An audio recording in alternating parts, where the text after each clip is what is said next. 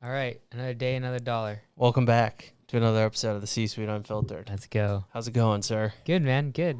Do Yeah. we want to do like business updates at the very beginning? Yeah, I feel like business updates are fun. Yeah. That way, yeah, cool. All right, so right now in the businesses, how many locations at 129 still? We should do like every episode. Oh, okay. I like that. 129. Okay. Or no, 130. We're 130 now, officially signed up.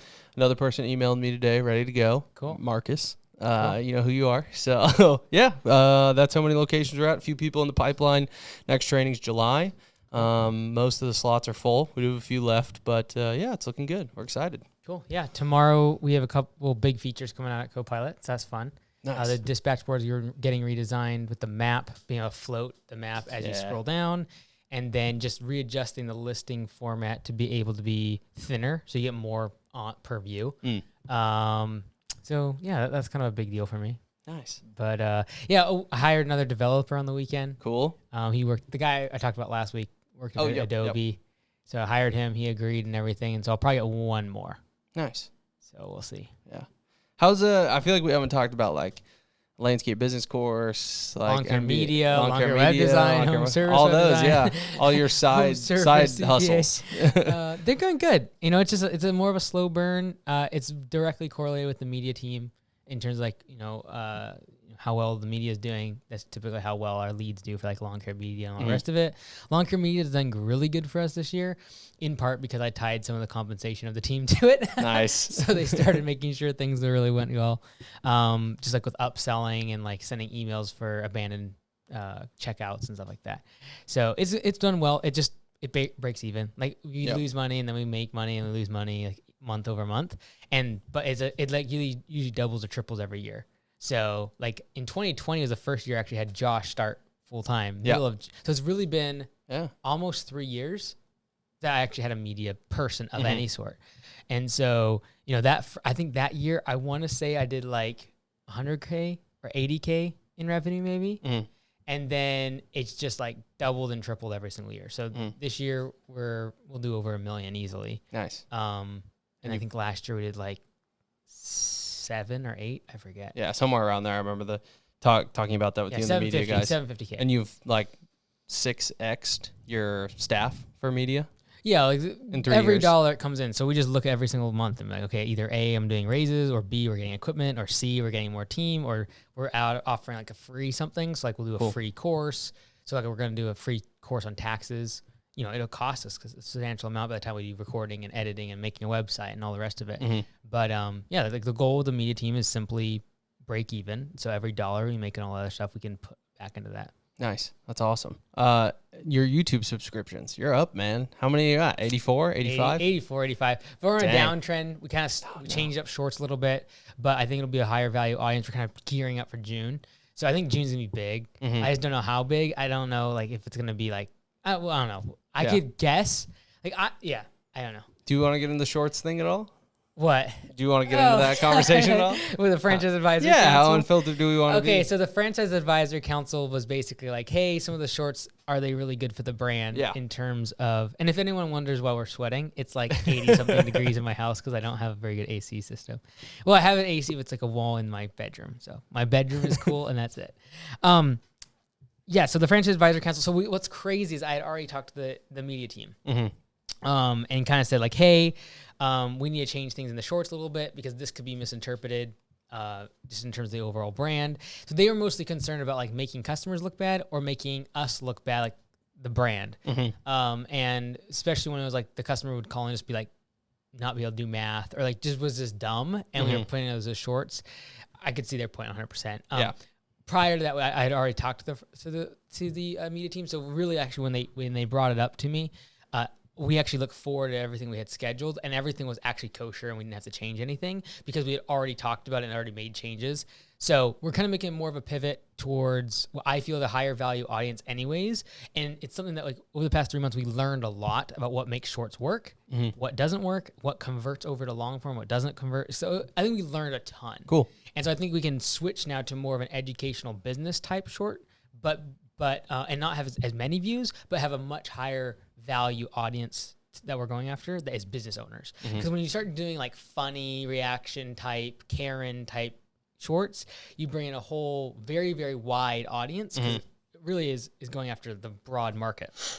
But, you know, the valuable customer to me and valuable audience member is someone who's a business owner. Yeah. So we're going after more of like businesses that are for sale and breaking them down. And so really leaning into like what people brings in business owners is numbers. So we're really leaning into numbers, showing the numbers, breaking down profit margins. It won't get as many views because it's just a much smaller niche audience, but I think it's a higher view audience. And as we gear up for June, I want that audience to be who we're targeting for the $300,000 in revenue month business. Yeah. So that's kind of what we're gearing up for. I really wish that we look back in June, again, a couple of years, and June is like the time we like things took off from there. I think it could, but it really just comes down to like, we don't know what's coming. Like even today, Chuck was like, so like, do you have like a place to stay? Do you have like a storage facility yet? I'm like, I haven't really looked at anything. Yeah. So I think it's going to be like really good because it'll be raw. Just how well can we edit? How well can we actually share the story? And then on the flip side, like I've got to really create like a real business in 30 days and then hand it off to a general manager that I found and trained up in that time too. So it'll be interesting. We'll see what happens. Yeah, I like that. Jumping backwards a little bit on the shorts side of things. So Sorry. No, you're good. I loved where we went. I think I just wanted to dive into, there were people saying that our shorts or your shorts were a little too negative, maybe could be taken wrong in terms of us making fun of Augusta customers. Is that bad for the brand? Does that make us look unprofessional? Is that helping us raise the level of professionalism in the industry? What's your thoughts on that kind of direct statement? Yeah, it was really a branding play, right? So in every single of those clips that that someone was calling to Augusta, we would play clips of Augusta lawn care. So like yellow trucks, yellow uniforms, that's our brand. So the fact of the matter is I got that message in front of 15 to 20 million people per month. And those were all potential customers. Even if they're not business owners, they're actually like our ideal customer for Augusta lawn care. Right. So I actually feel like it was really good branding. And in general, I feel like getting your name out there is a really good thing because you can change your brand perception within a matter of 3 to 6 months pretty easily, but it doesn't matter if no one knows who you are. Right. So it was very much of like, this is a wide net. That's why we bumped up and doubled subscribers in a couple months is because like you throw a massive wide net. And we learned a lot from it in terms of like the media side and like how to command attention on shorts and conversion to long form. And then secondly, my argument as to why we did it is because it was a really good branding play because there's always people who react negatively in the comments. And like, I would say 1/3 of the comments we got were negative against Augusta, right? You charge too much. You're ripping off your employees with P4P, all that stuff. The other 2/3 though are very much in support. And so the vast majority of 15 to 20 million views per month are people that are positively thinking about Augusta. And the other 1/3, if you keep hitting them time and time again, you can change that perception. Right. So it was very much more of like all attention and all press is good press type thing that we were kind of leaning into. Yeah, I think I default, generally speaking, to there's no such thing as bad publicity. Right? All press is good press. No such thing as bad publicity. And my example is first day of college, had a guy that I was on my dorm floor, and he wore like a horrible like tiger suit to like the first big school event. Smart. By the end, he was like one of the most popular guys. And I was like, that's a horrible move. But everyone's going to remember him. The funny guy in the tiger suit. So would I have done that? No, because I didn't want the bad press. I don't want people seeing me in a tiger suit, right? But it worked. So I think we weren't making fun of our customers. I think there's a line of vulgarity or harassment or intentional embarrassment that we never even got close to. I'm not even going to say we didn't cross the line. We weren't even close to the line. But I think there's an element of like casting that net, seeing what sticks. And hey, if we get more eyes on us, it's not a bad thing, in my opinion. Yeah, and like from Augusta's point of view, that was the standpoint, like it's an overall brand play. And then for me personally, like the personal brand side, it was there's no one else putting out negative like comments about their business and negative phone calls. And so what that creates is small business owners that when they get one, they think that they're the only ones. They think they're alone. They get depressed. It really affects them. When I wanted to try to normalize it, it's like that's why we put out so many. That were like negative, like we made mistakes, and it was really just like how we corrected it, how we made sure the customer was taken care of, or we just admitted failure. And so like no one else does that. And that's why in the comments people are like, how in the world is this guy still in business? It's like, well, first and foremost, we get thousands of calls a day, so we get to choose from a few of bad ones a day that we can actually show. And it's good percentages, like still a really good percentage of happy customers. It's just a matter of we have so many calls. But from my point of view, like my personal brand, I was still going after the business owner that found this because no one else was doing it. And that's why they took off, is like it was our secret sauce, is like no one else has thousands of phone calls to comb through every single day and find the most dramatic ones. So that's why it did well. We learned a lot in terms of what works, what doesn't, what makes a talking head actually still get more views. We have like a framework of which ones do well, story and drama and questions and things like that. So I think it just set us up really good for June. Cool. And that's like everything this whole year's been gearing up for that. Yeah, I love the shorts. Cool. All right. Well, this is weird without headphones. I took the headphones off. I'm too hot. Too hot. And we had a brief interruption there. Yeah, I think too on the internet there's no context. Yeah. Like, so it's hard on short form to like be not genuine, but to be perceived genuinely. Yeah. So well, like about 50 to 60% of our audience that watch our long form videos, they are subscribers, whereas like less than 1% of our short viewers are subscribers. So there's definitely like no context. It's like they just swiped and then you were there. Yeah. And so they're going to react however they want to react. And if they think you're a scumbag or a scam artist or whatever, they're going to say it. Yeah, 100%. Well, there's no context on the internet. Segue time. Let's look at a TikTok with no context. Okay. I want to see what your thoughts are on this. So I'll try to screen record this, put this on the screen for everyone. Okay. But I saw a TikTok of the worst tech predictions ever. Adam Newman. So I think there's like 5 or 6. Okay. We'll play the TikTok and then you and I debate which is the worst. Okay. So we're going to play the whole thing. Yeah. So it's a short video. Okay.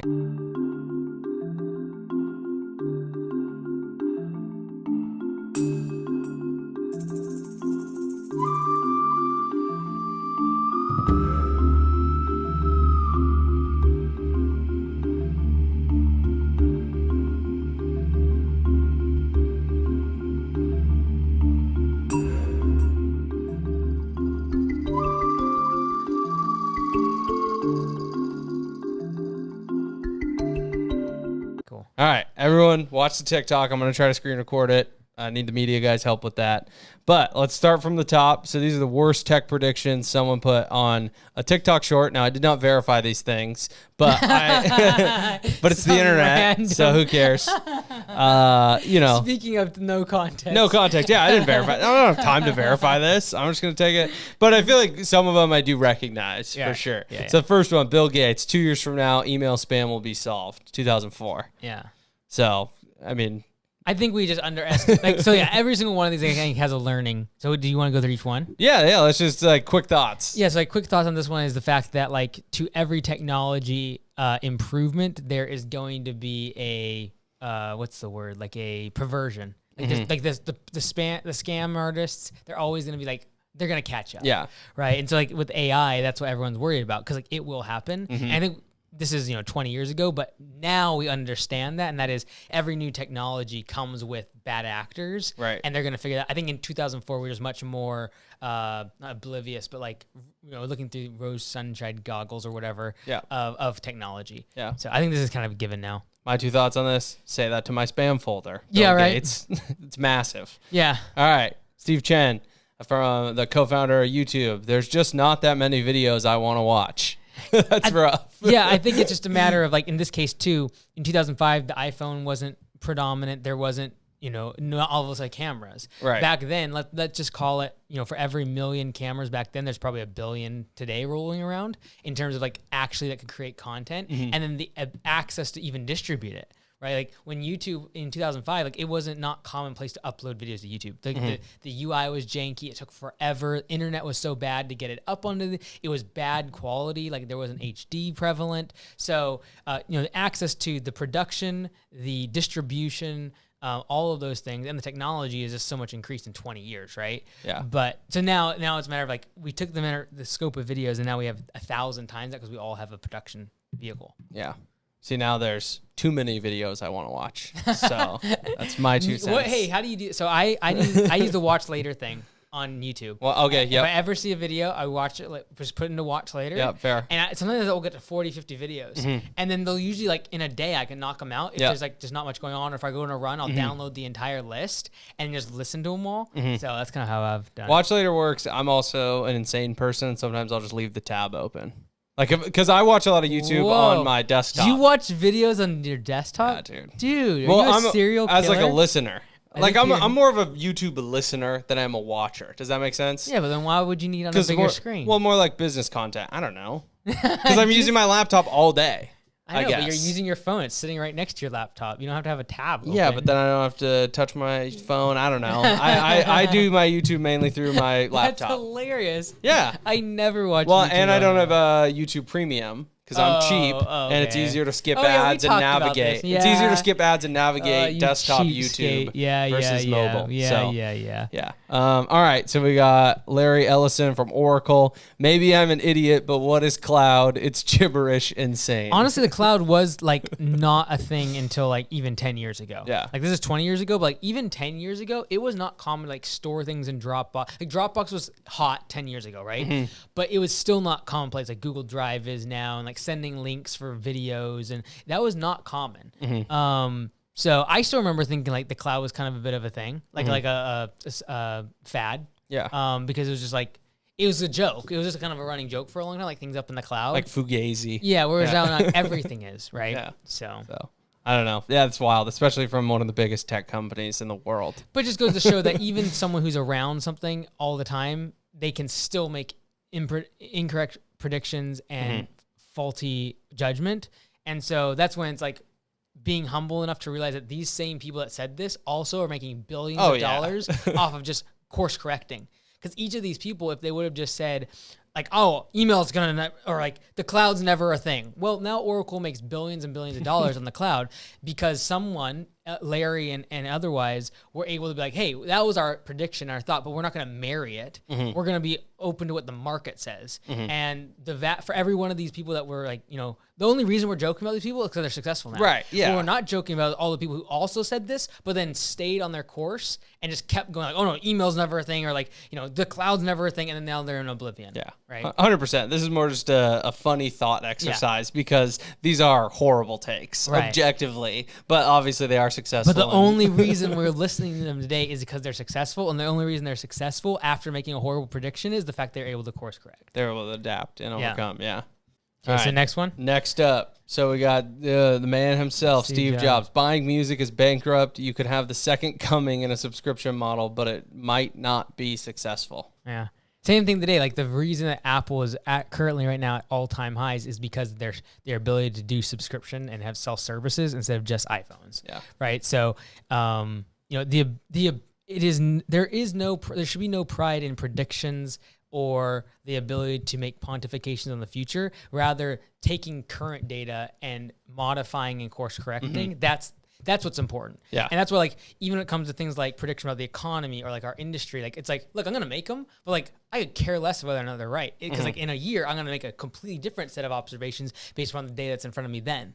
And I'm not going to try to behold to the old, because a year ago I thought this was going to happen, therefore I'm going to stay in this lane to try to prove myself right. So, Is going to try to make it a comparison here.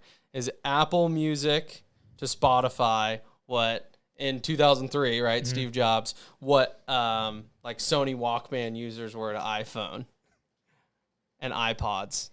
Does that make sense? I don't use Apple Music or Spotify very much. I can't really comment on that. I just feel like Apple Music users are like, but it's so much better, dude. And I'm like, you're the Sony Walkman guy that wouldn't get an iPod. And it's like, no, the iPod just makes sense. Like Spotify just makes sense. Apple Music is not that much better. That's why Apple does so well with like even Apple Music is the fact that it's the ecosystem, right? They control the hardware. And so like they can beat, like if tomorrow they wanted to shut down Spotify, they could. Like they run into all sort of legal tape over it, but like they could. They own the keys to their house. Yeah, and make everyone use Apple Music. Yeah. Like that one time they made everyone download the U2 album. Yeah, the U2. Yeah, that was funny. I was like, why is this on my phone? I don't listen to U2. Not a big Bono guy. Do love his glasses. The last one I remember was good. Steve Ballmer, Microsoft. There's no chance that the iPhone is going to get any significant market share. It's a $500 subsidized item. I don't like Steve Ballmer. I think he is all charisma and like shine and not a whole lot of substance. I'm sure like there's a lot of positives about him, but like I felt like he was so out in the open and like glamorized, like he was just like a big cheerleader. I don't know.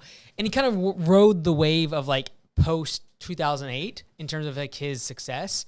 Obviously like he's a billionaire, but like I'm just saying like the reason I say that is because like these sort of statements is a lack of like he's going after the competition. And this is something I've talked about at Copi. It's like, we are not going to talk about the competition. We actually have a code word now. Oh, nice. For one of our competitors. Okay, nice. We call him the 737 Max. Okay, love it. Yeah, wow. That's so. There was some bad press with that. So, okay. Oh, man, things crash. Yeah. So, but I've made it very deliberate with them, like, hey, we never down talk or speak negatively of our competition. And I feel like that's someone like Steve Ballmer. It gets very motivating, and you can definitely, by having a common enemy, you can definitely rally the troops. But I feel like that's more of a short-term play than rallying around a mission. And what Microsoft failed to do in 2007 to 2017, that 10-year gap where like Steve Ballmer was a big player in that, was they focused more on the enemy instead of the mission of what Microsoft was trying to do. And it's only been since, I can't say his name, the new CEO has stepped in, where he has a very clear direction of where the company's going and what services they're going to, and enterprise is like their focus, and they moved everything away from buying software and into subscription model. Like it was very clear direction where the company's going, and they stopped trying to become the next iPhone. They canned the Windows phone. They stopped doing a lot of services that they were like, hey, this is not where we're driving. Instead of being very much like so much about the competition, the offensive against them. Yeah. So which ones do you think is the worst? This one. That's why it stood out to me. Because he was, in this case, he was not attacking the market. He was attacking the competition. And you can have ideas about the market all day long, but as soon as you start to say things negative about the competition, it shows that your energy and mental like strength is going towards something that's not actually going to move your business forward. At least these other people making wrong predictions about the market were able to course correct and figure things out. Steve Ballmer really rode Microsoft down, and really lost the heart of the company. I agree.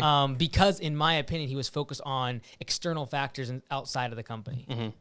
I would have agreed with you, but for the sake of argument, okay, I gotta say it's Steve Chen. Yeah, like he co-founded an app where you are just strictly designed to watch videos. Right. And he said, there aren't many videos I want to watch. Yeah. And it's like, you would have thought with the .com bubble and the internet explosion and the fact that TVs were in every American home at this point, that he would have had a little bit of sense that maybe, just maybe, people want to watch videos. Yeah. Like, why would you found it at that point? That's where I feel like it's like he's completely defeating his own like premise for the foundation of the company. Is this being taken completely out of context? It could be, and it could also be totally a lie. It's TikTok, dude. I didn't do any research. I would just say that one's pretty bad. I think I agree with you. For the sake of argument, that's horrible. Yeah. Like, hey, join Augusta Lawn Care Services. We're 130 locations across the U.S. and Canada. There aren't that many lawns to mow, but you should join Augusta. Yeah, but you also take in context. Let's say, for example, he said this right after he sold to Google, right? And then you have to ask yourself the question, too, would YouTube be what it is today if it wouldn't have sold? Right? Like, would they have been able to have the processing and compute power? Like, it costs a lot of money to have videos up online and have all of the engineers that now it makes it a seamless process and it makes it easy to upload and all the rest of it. That's fair. Would YouTube have become that? Probably not. Maybe. Who knows, right? Yeah. And even things like, one of the funniest moves I think would ever happen was when the iPhone used to come with an actual app for YouTube. And then one day they're like, oh, we're not going to ship iPhones with YouTube app. And so that's when YouTube actually really took off, is they made their own app where now they controlled the ad revenue. And that's when it really became a great product because now they could monetize it. Before that, they couldn't run ads inside the iOS app that became native onto the iPhone. Got it. If Apple would have just kept them retain ownership is always the moral of the story. And it was starting to get popular, like, oh, we're not going to allow you to be on our app anymore. That's always the wrong move. Retain ownership and control, hold the keys of your competition and let them grow and expand. So I like that. I didn't realize that. So was it like privacy settings within the iPhone that they couldn't push specific advertisements to people using the original YouTube app? There was no advertisement inside of the app. Got it. And if there was, the 30% of it would go to Apple. So any sort of advertising you do inside of your app, not 30%. I think it's 40. It might have gone up now. Maybe 45 or 55% goes to the App Store. And so they didn't really push advertising at all on YouTube mobile. It was all on the desktop. Yep. And so as soon as Apple cut them, you look at the meteoric rise of YouTube, it's literally right when they made their own app and they were able to start running ads, therefore creating the funds to go get engineers and just scale up. That makes sense. So that makes sense. And just jumping back here, the aesthetic of the like iPhone 5, the apps were phenomenal. The YouTube was a little TV. Do you remember that? That was the native one. That's what I'm saying. YouTube was a TV, Instagram was a camera. Yeah. That was the aesthetic. That was peak aesthetic. Yeah, I agree with you. I think Steve Ballmer's is the worst. I agree in the concept of like, he was so fixated on the iPhone and what Apple was doing. And you hear stories about this. And one of my favorite business leaders, Simon Sinek, was asked to speak at an Apple conference, like with a bunch of execs. And he said he was prodding one of the Apple execs who's like employee number 13, like an original Apple exec. And he's like, Microsoft gave me the new Zune. It's a really good product. It's better than the iPod. Yeah. And the exec was just like, yeah, I'm sure it is. Yeah. They have a great product. Yeah, Zune's phenomenal. Yeah. Like, he just didn't care that Simon was like prodding him with this better product. He's like, we're in our lane, we're doing our thing, and we know what our long-term vision is, and we're going to succeed. If you actually think you're better than someone else, you eventually have to decouple from them, right? Because you're always constantly comparing your competition. If you actually feel like you're on a trajectory that's greater than theirs, a steeper incline of innovation, eventually you decouple from them, and you can no longer compare to them. Right. So if you can compare to someone else, there's a problem with the level of differentiation that you actually have in your product. And so this is what I've said with Copilot is like, right now I don't feel like we're the best. And I feel like, as time goes on, I won't be able, like, people always compare us to other competition. And like, it's easy to get in this mindset, like, oh, like they have this feature, I've got to copy this, I got to make sure that this is gonna, and eventually it's like, look. The whole goal and objective is so much greater than these other CRMs. In order to do that, I have to decouple from what the standard for them is, and then like just ignore that. While at the same time realizing that in order for people to adopt our technology, they're going to need certain more familiar features and stuff to feel like they can adapt the new technology. And so, I'm really happy that like, other softwares have adapted like weekly and monthly updates now. That was 100% because of us. There was not any software in this industry doing weekly or monthly updates until we started doing it. Not a single one. Yeah. So I'm really happy. Should I say names? No, we shouldn't. So there's at least two that I know started in the past couple months. One was monthly and one's weekly. And like, that's a huge progress. Like, I'm super thrilled about that. And it's the users win, which at the end of the day is who you want happy with your product. Yeah. And if we just constantly have that mentality, eventually our technology becomes so much greater. And if they're constantly comparing to us, like, oh, they've done this with their support, or they've done this with their feature updates, eventually it'll become, they do this with AI. Like, what's coming out this week, we're finally starting to integrate with AI and ChatGPT and OpenAI. No one else has done it. And I guarantee all of them will be on it within 3 to 6 months. But like, that will become the trend. Yeah. But we still have to obviously catch up on a lot of other stuff. You bring up ChatGPT. We'll sway away from this. Okay. Friday night was a long day for your boys at the local shop. Long night. And I had to, apologize to some folks that we weren't going to make it to their property, right? Yeah. Spring rush, it is what it is. And I was brain dead at that point. I mean, I'm talking 14-hour day. I'm just done. And so I just ChatGPT, write me an email apologizing to my customers for missing their date of service.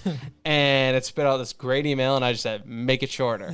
And it was the best thing ever. Obviously, I tweaked it and changed it and did make it more personalized to each customer, because it was like 14 people in total that I was apologizing to. So I was like, I can take the extra step to customize it, put their name in, like, put my name in, those sort of things. But I was like, this is so awesome. Yeah, that's good, man. Yeah, I used ChatGPT the other day to create our outline for our tax online course. Nice. I just need like a framework to give Brad, because he's gonna like flesh out all the details, so you can show like pieces of a tax return and break it down and stuff.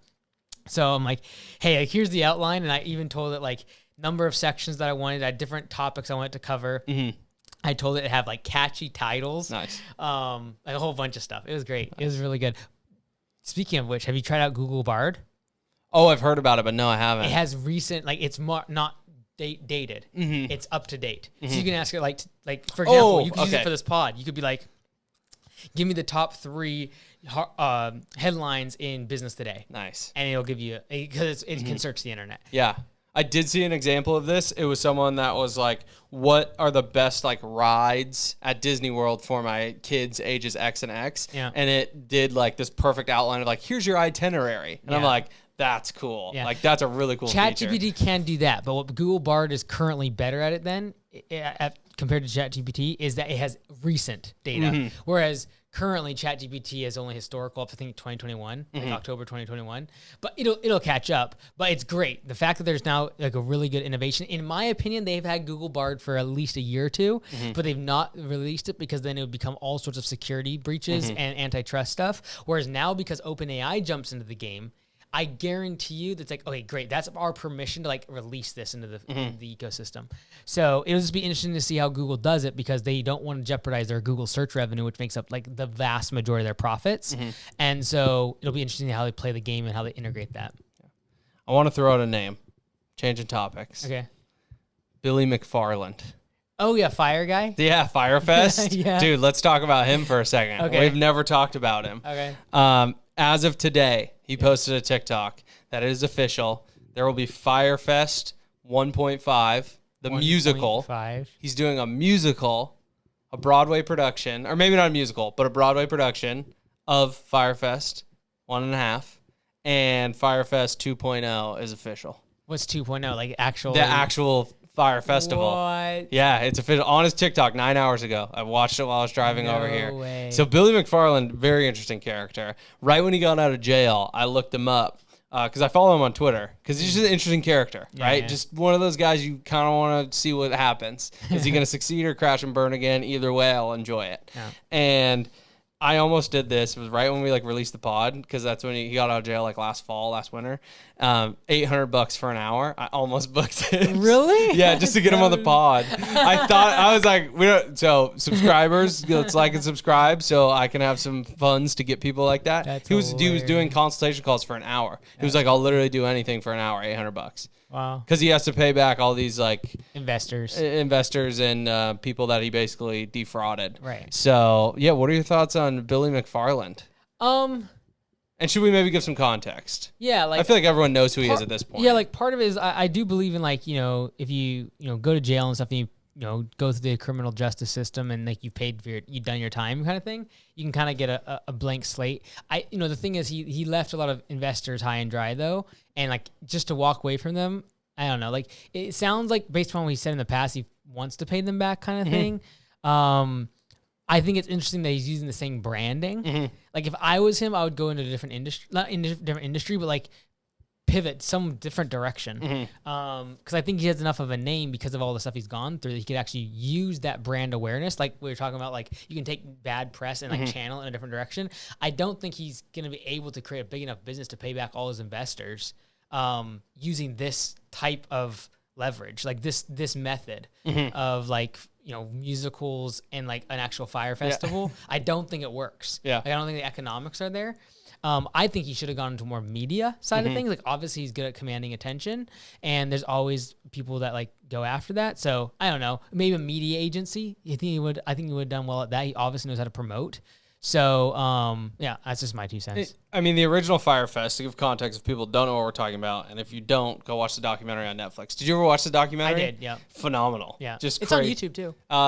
There's someone probably just ripped it off. It was because it was such a big deal. Netflix and Hulu both did documentaries. Oh, really? So there's 2 separate documentaries. Oh, but he promoted this festival, and then it was all fake, and it all came crashing down, and he scammed a bunch of people and investors, essentially. I only listened to it after I heard him on an interview, and they kept referring to it so much. I'm like, okay, for me to really connect the dots, I need to see what they're talking about. Yeah. So the documentary is amazing. It's a wild ride, but he created the greatest like marketing scheme of Instagram ever, of social media, like to date. Like no one's done anything better. Just posting all these celebrities, paying all these celebrities whatever they wanted, gobs of money to post an orange square promoting his festival. Yeah. Like that was just marketing genius, dude.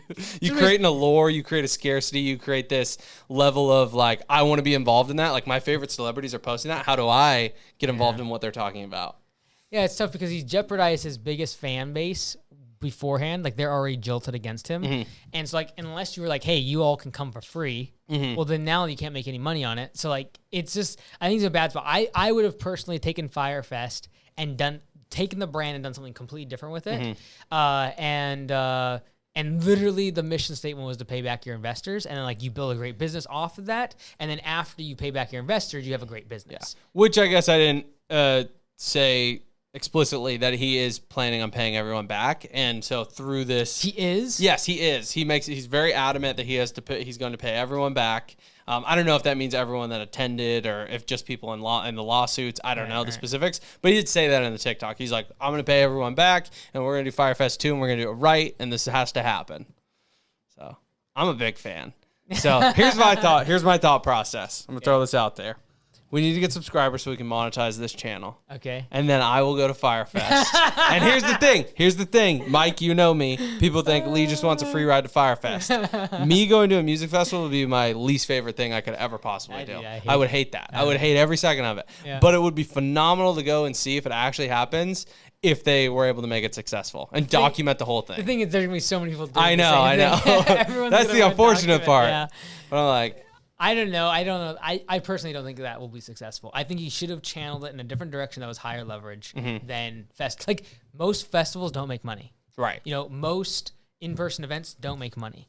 So why use that? You take all your brand, like he's just got to go after a higher leverage opportunity. Create a news agency, create a media agency or an ad agency, an advertise like a filmmaker company, but and you know, use your powers of promotion. Don't get into like building housing on the island for crying out loud.